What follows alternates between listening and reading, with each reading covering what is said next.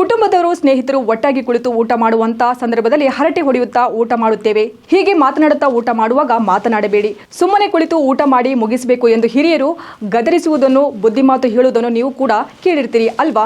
ಅಷ್ಟಕ್ಕೂ ಊಟ ಮಾಡುವಾಗ ಮಾತನಾಡಬಾರದು ಎಂದು ಏಕೆ ಹೇಳುವುದು? ಇದರ ಹಿಂದಿನ ಕಾರಣವೇನು? ಈ ಕುರಿತು ಸಂಪೂರ್ಣ ಮಾಹಿತಿ ತಿಳಿದುಕೊಳ್ಳೋಣ ಬನ್ನಿ.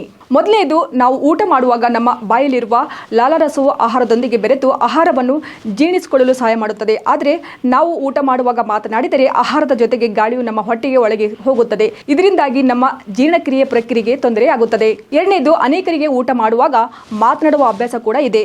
ಹೀಗೆ ಗಬಗಬನೆ ಊಟ ಮಾಡುತ್ತಾ ಮಾತನಾಡಿದರೆ ತಿಂದ ಆಹಾರ ಗಂಟಲಿನಲ್ಲಿ ಸಿಲುಕುವ ಸಾಧ್ಯತೆ ಇರುತ್ತದೆ. ಇದರಿಂದ ಸಾವು ಕೂಡ ಸಂಭವಿಸುವ ಸಾಧ್ಯತೆ ಇರುತ್ತದೆ.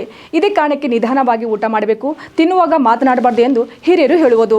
ಅಷ್ಟೇ ಅಲ್ಲದೆ ತಿನ್ನುವಾಗ ಮಾತನಾಡಿದರೆ ಆಹಾರದ ಚಿಕ್ಕ ಚಿಕ್ಕ ಕಣಗಳು ಎಂಜಲು ಇತರರ ಮೇಲೆ ಬೀಳುವ ಹಾಗೂ ಬಾಯಲ್ಲಿರುವ ಬ್ಯಾಕ್ಟೀರಿಯಾಗಳು ಇತರರೊಂದಿಗೆ ಹರಡುವ ಸಾಧ್ಯತೆ ಇರುತ್ತದೆ. ಹಾಗಾಗಿ ಆರೋಗ್ಯ ಹಾಗೂ ನೈರ್ಮಲ್ಯದ ದೃಷ್ಟಿಯಿಂದ ಊಟ ಮಾಡುವಾಗ ಮಾತನಾಡದಿರುವುದು ತುಂಬಾನೇ ಒಳ್ಳೆಯದು.